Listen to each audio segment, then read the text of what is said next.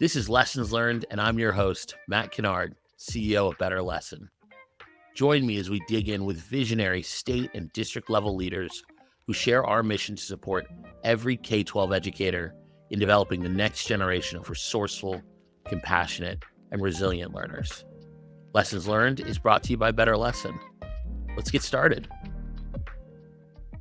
Okay, welcome back. Season 2, Lessons Learned. Excited to be back in the podcast. We've been talking a lot in this season about the theme of college and career readiness. And I could not be more excited to have Dr. TJ Vari on the podcast, right? And for those of you who are like, man, I know who that is. Of course you do. He's a thought leader, speaker, author, leadership coach, former Delaware deputy superintendent. He's also been a principal, an assistant principal, a high school English teacher as well. Written 6 books on educational leadership and is the host of the College and Career Readiness Radio.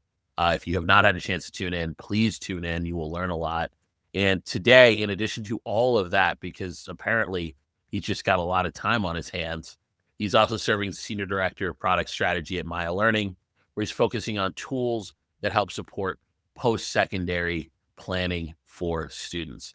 Dr. TJ Vari, a busy man. Welcome to the podcast, Lessons Learned. Yeah, man. Thanks for having me. I'm super excited to be here. Well, we are excited to have you on the show. Welcome to the show. One of our favorite openers, though, is what brought you to this place today? What has you doing this work? What, did you know in first or second grade, you want to be an educator? Did you want to be a shortstop for, I'm going to guess the Phillies at this point? How did you know what you wanted to do and what brought you to this educational journey? Yeah, so my journey, like many, is kind of like meandering through. I wasn't a good student in middle and high school. I didn't, recognize that I wanted to be an educator at that point.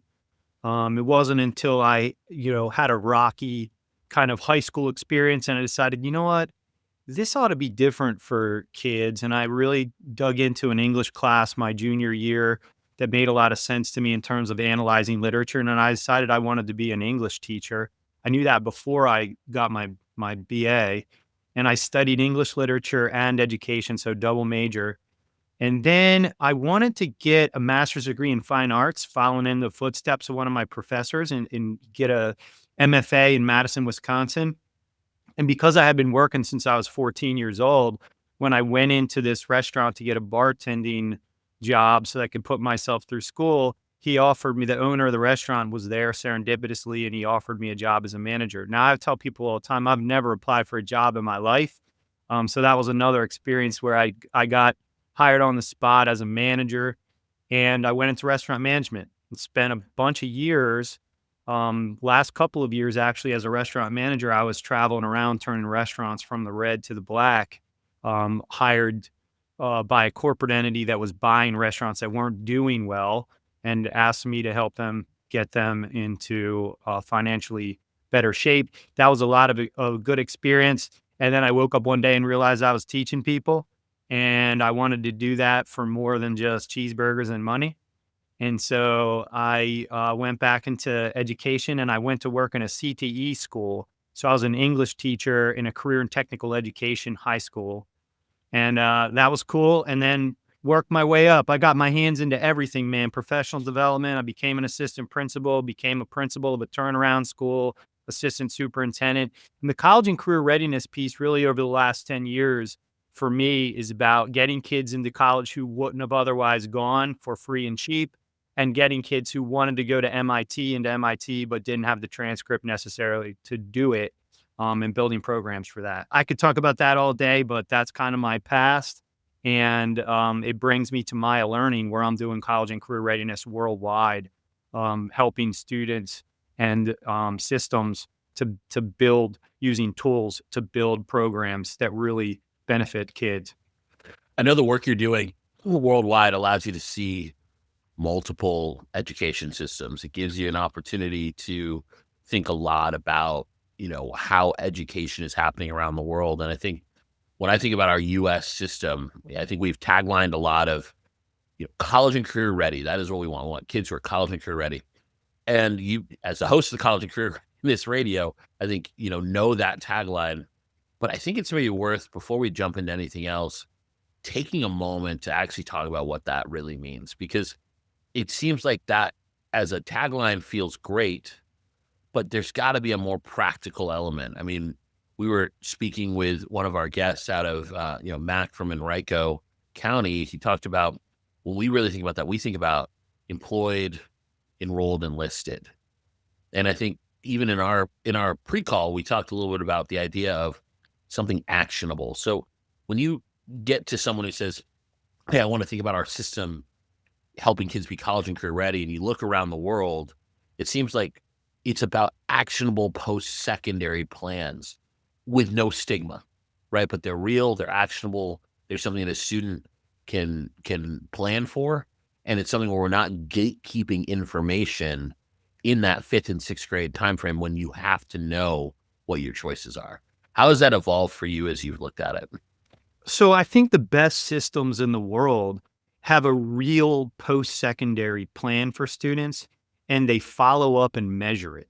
And so we can talk more about that, but a lot of public school systems and private and charters are focused on graduation rates and getting kids across the stage. And then once they are across the stage and they go on into their life goals, we don't kind of follow up on that. There's a lot of reasons for that. Some is no fault of the system, but it's not designed for real post-secondary success. Most school systems aren't, that is. I also want to say that I like to underscore "and" in the college and career readiness um, conversation. Most people underline career or college, and I'm here to say that it's not binary. The point is that all kids need to be college and career ready upon graduation. And so that requires us to do things a little bit differently.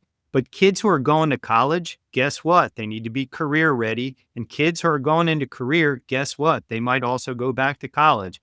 And we can't, shut doors because one kid says that they're going to go into their a career after high school and another kid says they're going to go to college.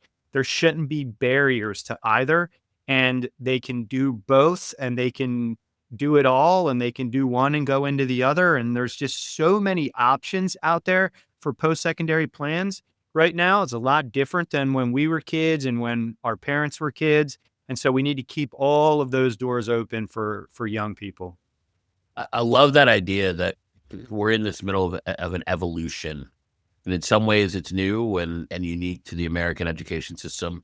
But in many respects, it is starting to follow what feels like the best pathways we've seen, whether it's Germany or Japan, Scandinavia, or others, where we are helping think about, you need to be life ready, right? One of the things that matters in what you said there was what happens afterwards. And I think a big piece of that is, do you have a real portrait of a graduate? And do you have a guiding principle for what you want your students to look and feel like as they walk across that stage? Because I think that portrait of graduate actually has to look out to the long-term then matriculation for those students, whether they stay in career or they go to college, they do both, right? What ends up happening with that student group? How would you think, for folks who are thinking about that portrait of graduate, or maybe have worked with their state to think about what that looks like, to really imbue that into that post-secondary readiness? Yeah, so I love that question. One reason is because I did portrait of a graduate work when I was a deputy superintendent. Another reason is because in my job at product strategy at MaiaLearning, I help school systems build their portrait of a graduate and sometimes help them understand how to track portrait of a graduate using our MaiaLearning platform. So it's a great question. I think one, durable skills that kids need that help them to be better in college and more employable.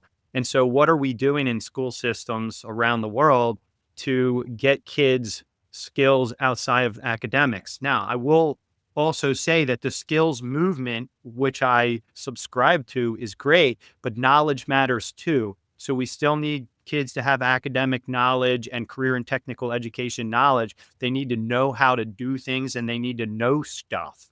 But we also need them to have skills that the system wasn't typically set up to do. And the portrait of a graduate is a great place to start.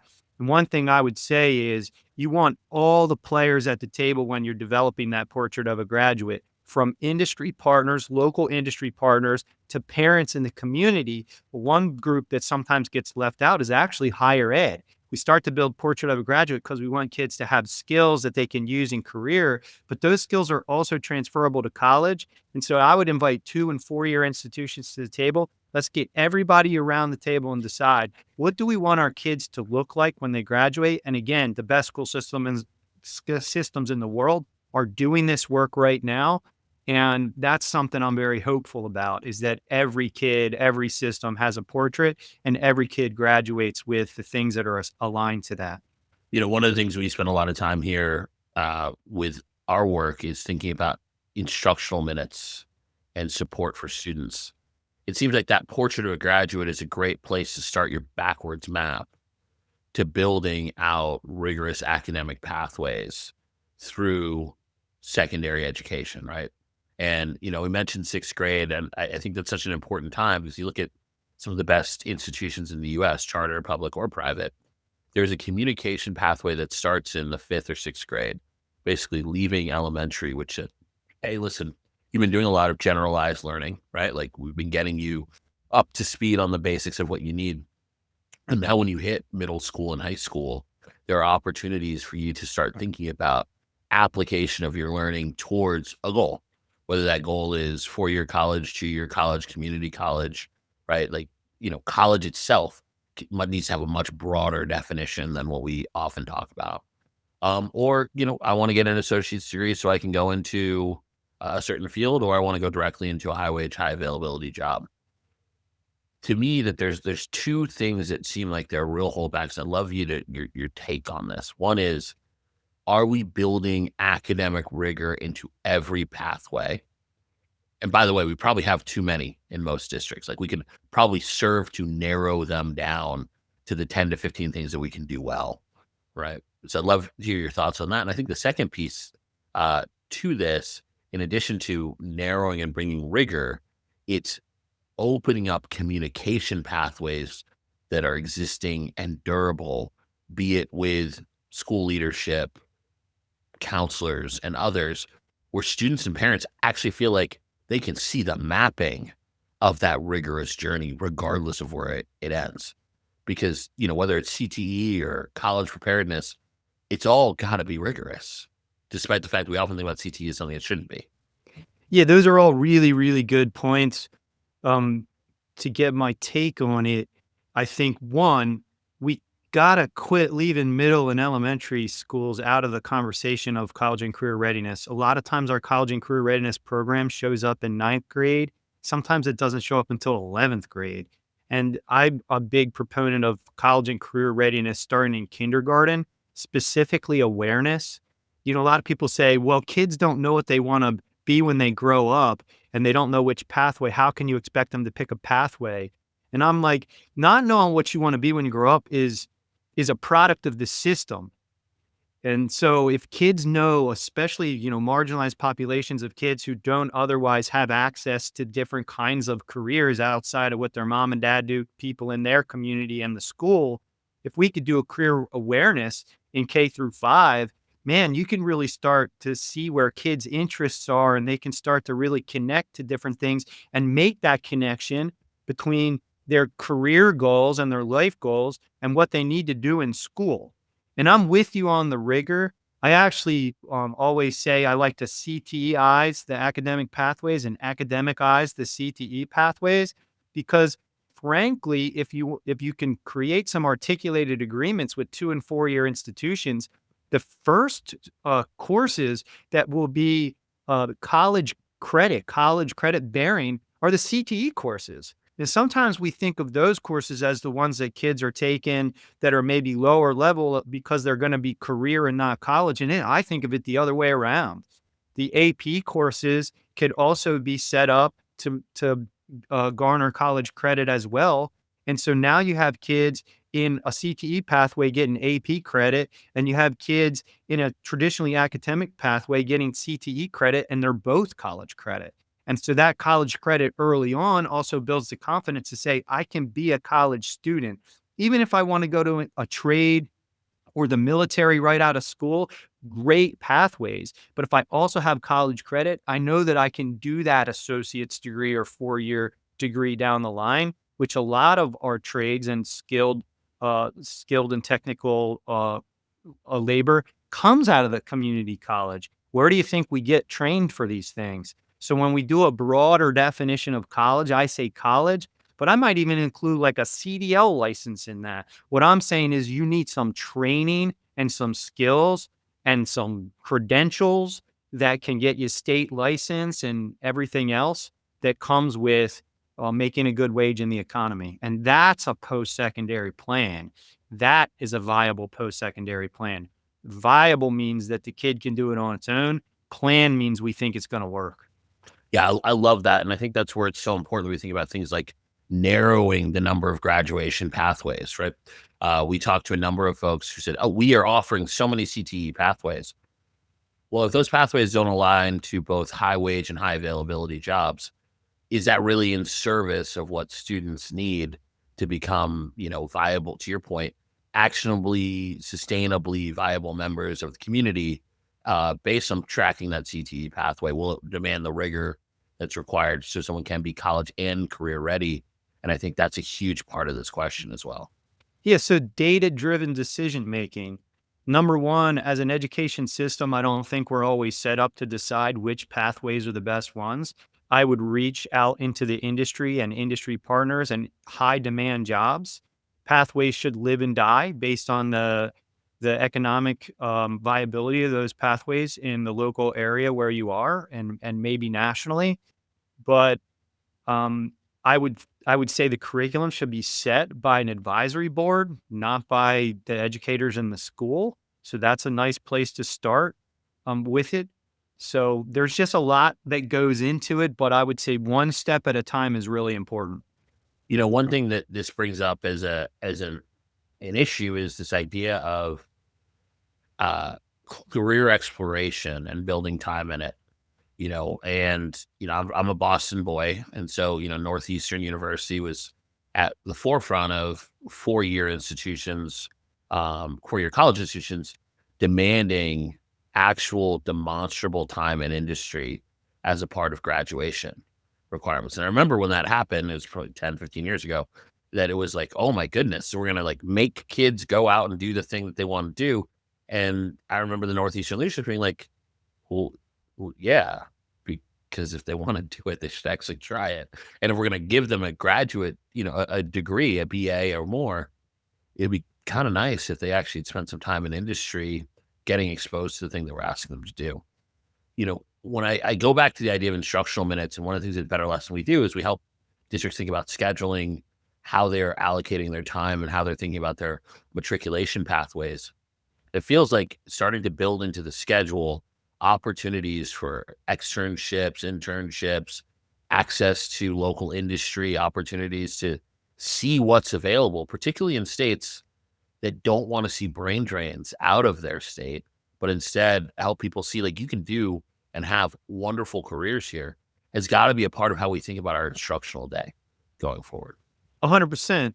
And a lot of times, states also have provisions where when kids are doing work-based learning, they can get seat time for that. And in some ways, that seat time can also be applied for more Perkins and 509 funding. So it's a nice cycle of providing the programs, getting kids out into industry, earning a little bit more money to be able to bolster the programs. And so that's one thing that I've been able to help school districts figure out. But yeah, we've got to get kids out into the community, doing things of interest. Work-based learning is not just about work experiences. It's about building your network. It's about understanding who you are. It's about gaining skills that can be used in the industry of your choice and college. I would say the best systems in the world right now are getting kids career exploration and experiences in elementary and middle school, and they're getting kids out into real internships and paid work experiences by the time they're in high school. And I wouldn't select a college or university that didn't have connected industry partners where my student was going to get an internship or three before they graduate. You'll find also that the industries that are all in on that stuff are the ones who are at the forefront, and they're hiring these kids when they graduate from high school and when they graduate from college because they already know who they are and they have had a hand in their development. I love that idea. And, one of the things that we spend time on here at Better Lesson and through our acquisition of Able is helping districts take a look at things like, are we scheduling efficiently, et cetera, to help them unlock those reinvestable dollars, right? Because often you can do this work in a budget neutral to budget positive way. It's really about, how many, pull out 5 student interventions have turned into regular scheduling blocks. And instead, if we can get to efficient scheduling, we can get to the right structure or instructional day, and then reinvest resources into this. And quite frankly, a lot of industry folks are willing to jump in and help support this as well, right? Because it's good for them. If I am sitting in Ohio and I'm Goodyear, right, I know that someone who is coming from Akron is more likely to stay in Akron for the long haul versus someone coming from, say, Miami. And for anyone who's a warm weather person, I apologize, but I know you do not want to be in Akron in February when it is gray and -5 outside. There's a lot of real benefit to keeping kids open to the great opportunities that may be just right around them that there's no exposition to today. Yeah, for sure. I mean, when I'm presenting on this topic, which I do often, and I talk about two things when I'm out and about: school leadership and college and career readiness. That's my shtick right there. But when I'm talking about college and career readiness and advisory boards and the 400 industry partners that were connected to our 24 pathways and how pathways were prompted by the industry and they died because there weren't enough students to be in them, and just a life cycle of that. Number one question I get is that how do you build all those industry partners? Do the industry partners even want to be part of the system? I never had a problem with that. I'm here to tell anybody listening that the industries want to get involved. They often don't know how. And so they're probably not going to knock on our door and say, hey, we want to provide a guest speaker. But guess what? If we go out there and build the connections, we can do the guest speaker stuff. We can get kids involved. We can see what their interests are. There are tools out there like MaiaLearning who can facilitate this type of thing. And it's all going to benefit kids. And here's the other thing about pathways and kids getting into work-based learning experiences. I'm happy for them to find out what they don't want to do.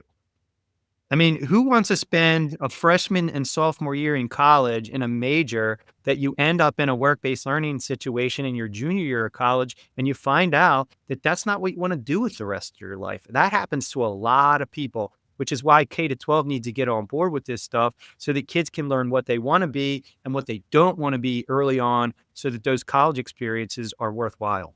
If you're a district leader starting to think about how you incorporate, good career exploration, what would be the first, 1 to 2 steps you would take? So career exploration, if I was going to start at elementary level, I would want to do career awareness. I would want kids to know what types of careers there are, what you do in those careers, how you interact, what do you wear, what are the kind of things what are the financial benefits of certain careers versus others. At the middle school level, I would want every kid to have a career plan and a 4-year academic plan that matched that career plan. And then at the high school level, I would want them to get to see guest speakers, to bring in guest speakers, and then I would want to get them out into the industry to experience what it's like to be on the job doing the work. And so that's what I would do. I would actually start, though, if I wanted to get kids on a trajectory towards their post-secondary plan, I would actually start by rebuilding the transcript. I think everybody who's out there who's thinking about this might be thinking about CTE and work-based learning, but I will look at that transcript because a lot of times the transcript is not attractive enough or it doesn't point kids in the right direction. Attractive enough meaning the colleges and universities they want to go to or the programs they want to go to aren't going to look fondly upon the transcript that the general transcript that they're getting from most high schools. And it's not preparing them maybe in the CTE realm to be career ready when they graduate because they didn't take the courses that are aligned to the career readiness that they need, maybe the credential they need to get. So I will look at the transcript, the course catalog first before I built anything else, because that's where the experiences are going to live in the beginning before we actually send kids out. I think there's also an aspect of that of like real professional learning for school leaders and schedulers around what does it mean? How does it mean to put kids in more rigorous pathways? What does it mean to have this communication?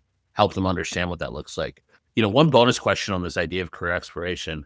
Obviously, we were talking a lot about generative AI and its impact, and feels like we're at a similar crossroads to where we were with the internet or with computing becoming a reasonable, affordable part of the day to day work. How do you advise folks to think about kind of rapid change upcoming too? How do they build that flexibility into their programming around career interests and exploration? So yeah, AI tools are never going to replace people and the interests of the students and helping students understand um, what's available. I mean, the tools themselves are actually going to help kids develop their plans for sure. So rapid change is upon us. What I say too, I go back to the leadership development. The capacity of the people matters, and so the capacity of our school leaders and the capacity of our teachers. One of the things, I tell everybody who was listening is the definition of leadership is influence. The challenge of leadership is conflict. The result of leadership is change. And when there's a lot of change, we're going to experience a lot of conflict, and that's going to require a stronger leadership. And so there's where my investment would be, is in the people, not just in the tools, but in the people and their ability to use the tools. We know that there's going to be industries that don't exist and soon to be industries that exist that we've never thought of. How do you incorporate that into your planning as well? So, yeah, I mean, here's the thing about us as educators, and there's no knock on educators, but we don't know all the jobs that are even available today. I mean, everybody says we don't know the jobs that kids are going to be doing in the future. We don't know the jobs that are available today, right? So I think that requires tools like MaiaLearning. That's why I like MaiaLearning. That's why I work for MaiaLearning. And I think it requires tools. It requires data sets. It requires us to bring in things for students to do career exploration using tools that sometimes have AI included to show students what's available, what jobs are available, what projection for future jobs are available. And that's what's going to drive what kids know and what they need to learn, not just what we think they need to know and what we think they need to learn. You know, there's a we're heading into a world of a lot of budget tightness and uncertainty. We know that that's a reality facing folks. I also think that there is a healthy move towards show me the ROI for the dollars we're spending, right? And can we show that 100% of our kids are college and career ready? And I think that is as worthy a goal as we can have as an education system, right? Like, are we setting up the kids who go through it to both have access to rigorous world-class education and to be able to do something with it afterwards? How do you think about this? If you're a district leader today and you're sitting there and you're saying, okay, I really want to like lean into this idea of 100% college and career ready. Everyone has an actual post-secondary plan. I need to do so in a budget neutral to a budget kind of budget shortfall type way. How are you thinking about that turnaround, especially in the face of limited resources and quite frankly, rightfully, some higher demand for showing that ROI on the things that we're spending on? Well, one, I think tracking and measurement is really important. So, how are you tracking progress towards the goal, setting the goal ahead of time? What do you want the kids to do to show that that they learned what you wanted them to learn? How are you spotlighting that? How are kids reflecting on it? How are you tracking that? What kind of progress mechanisms can you put in place? All of that is super, super important, and including what they're doing when they graduate. And we have to crack that nut as well to say, all right, we know that kids are going to this, these kids are going to this college. Do we know that they made it from their freshman to their sophomore year? And we need to track that. And I would say from a budgeting perspective, we need to really look at what tools and what professional learning are we purchasing for our people, and are those being used? Are they being turned key into actual action in the classroom and actual benefits to kids? And where's the overlap? This is another thing I find all the time is we bought a couple of programs that all have the capability of doing the same thing. And so let's find the resources out there that can do everything from A to Z versus something that can just do a couple things and another thing does a couple things. We're spending money where we can just spend it on one product versus a bunch of products. And that's true in every aspect of schooling, whether it's teacher resources, curriculum resources, student resources, online tools. We have to really do an analysis of which ones of these matter and which ones are working and which ones are overlapping with others. I wholeheartedly agree with that. And I think that we as an industry, from an ed tech perspective, need to do a better job of understanding that you can't have one person doing the plan, one person doing the execution, one person doing the measurement, right? Like we need to start pushing ourselves to become full stop supports for teaching and learning organizations. And I love that plug because you have to be able to both give the plan, but also show your worth. And I think outside of curriculum, whether it's professional learning or others, as an industry, we need to get better about showing our ROI and what we deliver for districts.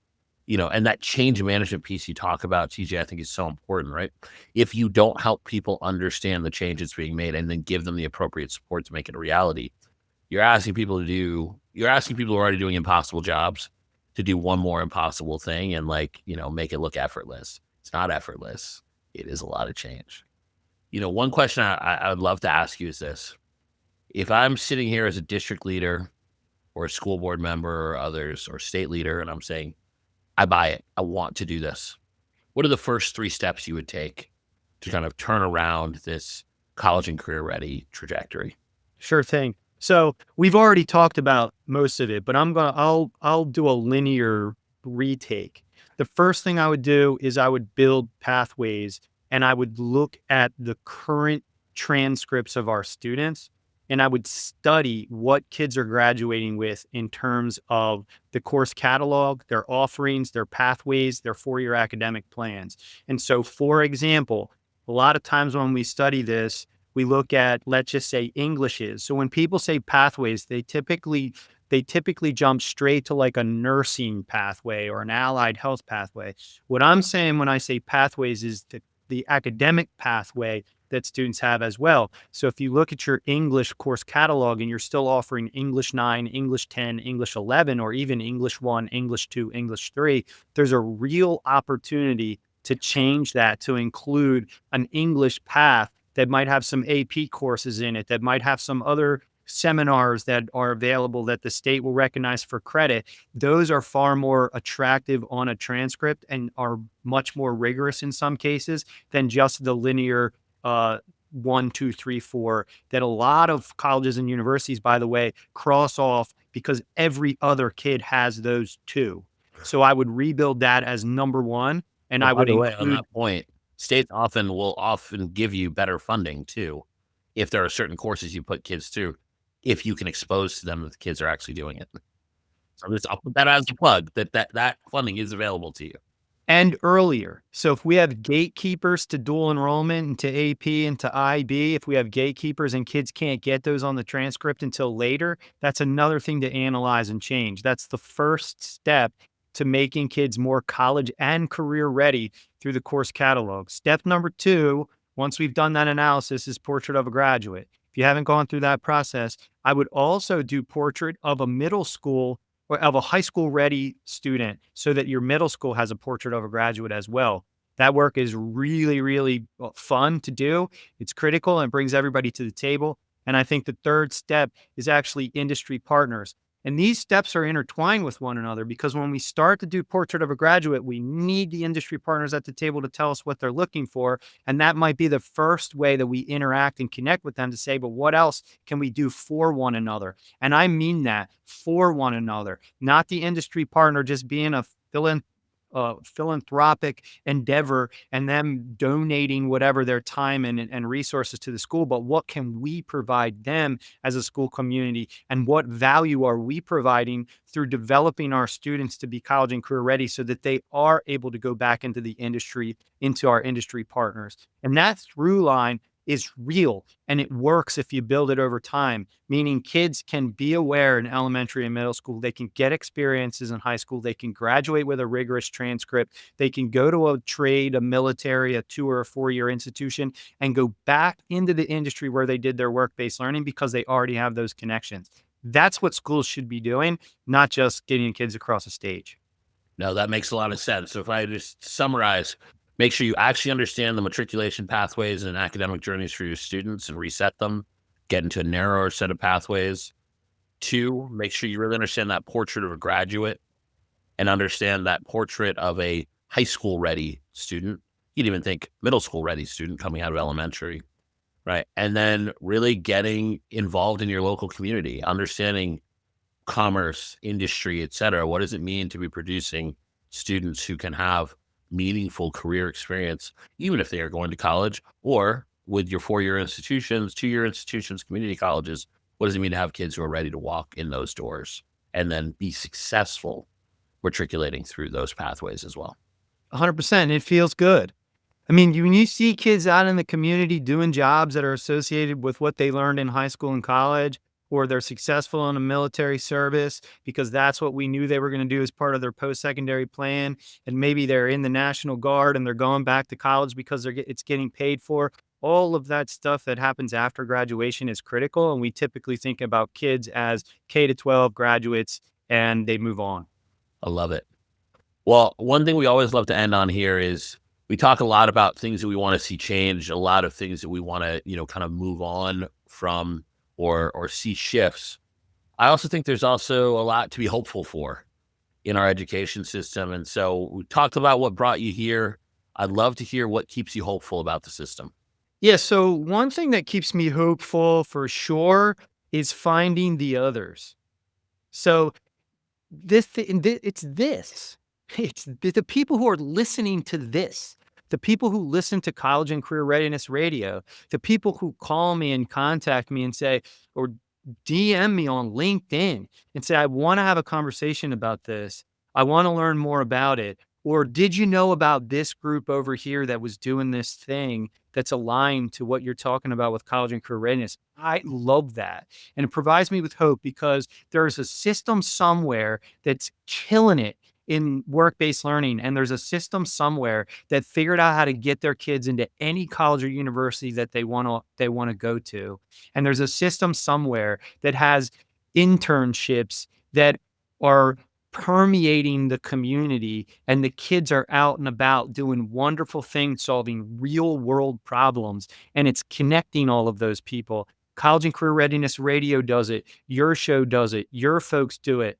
Just us being on this show provides me with hope because we're talking about this stuff and it's changing the lives of young people. So I would say go out there and find the people doing the work and let's bring them together. And listen, the conferences are a great place to go. I'm on the ACTE work-based learning board, and I talk to folks all the time. Those people in that group are talking about this every day, all day. And so there's just a lot going on, and I want to be connected to it. So if you're out there and you're listening, find me on LinkedIn, find me on Twitter, DM me. And we'll set up a meeting and we can talk about this. I love talking about this, and I could go another 30 minutes on the show, and I know you can too. So maybe we'll do a round 2, but find the others.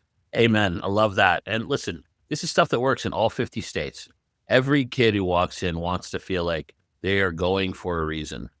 And it's good for our communities. It's good for our states. It means that kids get educated and then they're immediate contributors to society. And I think that's something we all want for folks. They want to feel like they are meaningful members of society contributing to something important. And so if we can unlock that, I love it. Well, I got to thank you, Dr. TJ Vari. Thank you for being on the Lessons Learned podcast, season 2, all about college and career readiness. No or, and I'd like to thank our audience, of course, for listening in. As always, if you've enjoyed today's episode, please take a moment to share, and to find more episodes, check us out at podcast.betterlesson.com. TJ, thank you. Thanks, man. This was fun. All right. See you in the next one. That wraps another episode of the Lessons Learned podcast. Thank you for listening. For show notes and more about Better Lesson, please visit betterlesson.com/podcast.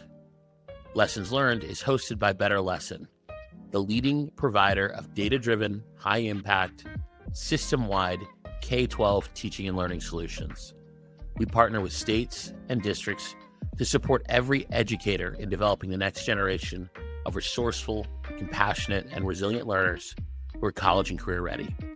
Our work has impacted more than 80,000 educators and nearly 3 million students nationwide. See you in the next episode.